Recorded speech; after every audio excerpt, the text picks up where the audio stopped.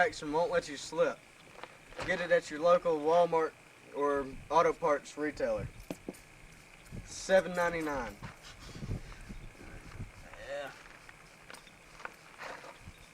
Good layer that on. Alright. Results.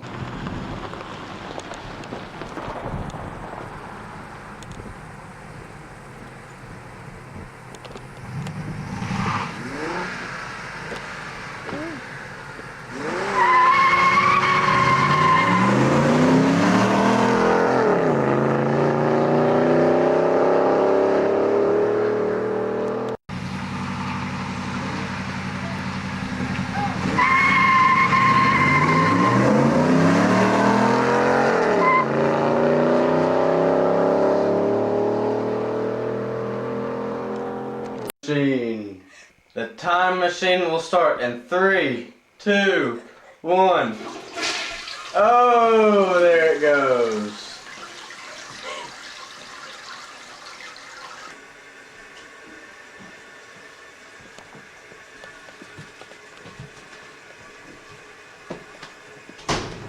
Gee, it looks like. Okay, I'm not. Okay. We have now traveled to the 1920s, and the first thing we're going to do is take a look at some important events that happened during this time period. The U.S. Census reported that the population is at 117 million for the first time in history. The urban population exceeds the rural population. The Red Scar was an effort to rid the country of Reds. The first League of Nations in Paris was formed. The 18th Amendment went into effect into the United States. The Oil and Coal Leasing Act was passed. The U.S. Senate refused to join the League of Nations or ratify the Treaty of Versailles. Harding and Coolidge defeat Democrats for president and vice president. The era of democratic leadership ends in the U.S. Now we can talk to Victoria Weaver, who is standing outside the prison where Debs is campaigning. Okay. Hi, I'm standing here in the prison where Eugene B. Debs is running for president. What member or what party are you a member of? I'm a member of the Socialist Party, the best party. Are you the first person to mount a campaign from jail? Well, of course I'm the first person to mount a campaign from jail. Is there anything that you would like to announce to the public? That in September, I will be able to issue a weekly statement which will be circulated through my party, the Socialist Party, the best party. And what is your slogan for your campaign? From the prison to the White House. At the end of the election, Eugene V. Debs, he ended up getting 3.5% of the polls. We are now currently in the middle of the Civil War. During this time period, 500 million greenbacks were printed. At the beginning of the war, the U.S. had 1,600 banks and 10,000 kinds of currency. This made people check their banknotes against the listing of good and bad. The attitudes toward unions changed. It led to higher prices, a greater demand for goods, and a growing shortage of workers. Industry expanded and farm population declined. Now we're going to interview a city worker about the greenback inflation. Going.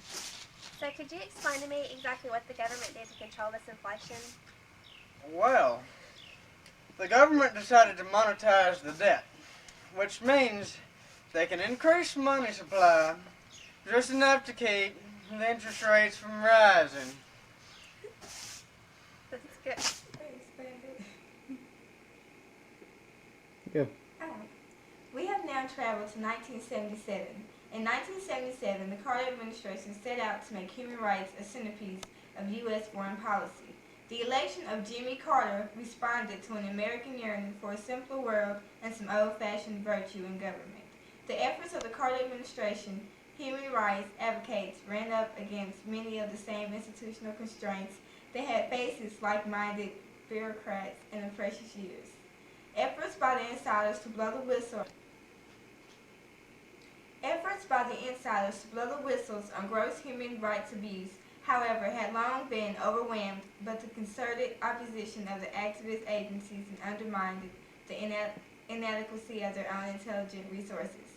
The policy and attitudes of the foreign policy establishment before Carter would become apparent at the height of the efforts to build a vigorous human rights policy. The systematic monitoring of human rights observance was a necessary step in Carter's human rights agenda. Human rights had been to object of occasional congressional hearing on foreign affairs since the turn of the century.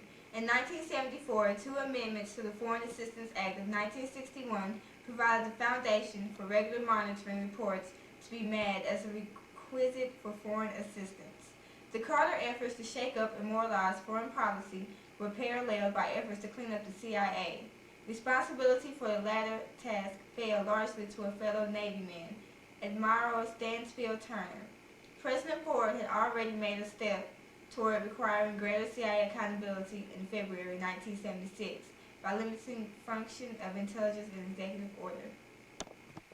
The new order of the CIA under Turner was best known for what the clandestine services would call the Halloween Massacre of 1977. A part attributed in part to budget cuts, but also reflected a change of emphasis from formality action to intelligence collection and analysis. Now we will talk to former CIA Covert Action Chief Theodore Shackley. I know that 2,800 people were fired from the CIA, and I'm beeped off about it. Turner would not have an interview, but said that he would give the figure that 820 staff positions were cut from the service. In World War II, the war budget was $321 billion between 1941 and 1945. That is 2 times as much as the previous years combined and 10 times as much as World War I. The largest deficit in U.S. history was in 1943. It was $54.6 billion. The families during this time period were very bad also. I am about to talk with a family about their food supply. Hi, could you tell us a little about how your family is spending money for food? Yeah, we got a ration. I am about to talk with a family about their food supply. Hi, could you tell us a little about how your family is spending money for food? Well, yeah, we got a ration, meat and butter and stuff like that. There's little coupons that it's about that big, you know. Got to take them and show them so you can buy your meat for the week. It's bad. Also, the selective credit controls were imposed to force factories to produce war materials. This made down payments on cars and other materials more expensive, which discouraged buyers. Our staff has traveled back to the Great Depression, 1929. In a moment, we will interview a businessman or woman. But first, a quick overview of the events leading up to this event. In 1913, the Federal Reserve Act was passed. In 1920, economic expansion peaked and a severe recession began. In 1924, Coolidge was elected president. In 1928, Hoover was elected president. And in August of 1929, economic expansion peaked. Unemployment raised 800%, one out of every worker was jobless. The manufacturing wages went from 55 cents to 5 cents. GDP fell from $103 billion to $55 billion. Nearly 55%. Now that you are up to date, let's go to Victoria Weaver for our interview. Hi, I'm Victoria, and I'm sitting here with a stockbroker. So why don't you tell us a little bit about what has been going on? Well, it started on October 24th. It's been titled Black Tuesday, Black Thursday. I just get kind of mixed up with all the stuff that's been going on. That's the day the stock market crashed. On December 11th, 1931, the New York Bank closed. The Bank of the U.S. closed. Can you imagine that? It's horrible. Taxes were raised and personal exemptions were reduced. On March 4th, 1933, FDR was inaugurated. And on March 9th, the Emergency Banking Act was passed, closing the banks. And now I finally have faith in my banks. I feel safe to put my money in there. But as of now, it's 1946, and the Employment Act has just been passed, and it's rough times.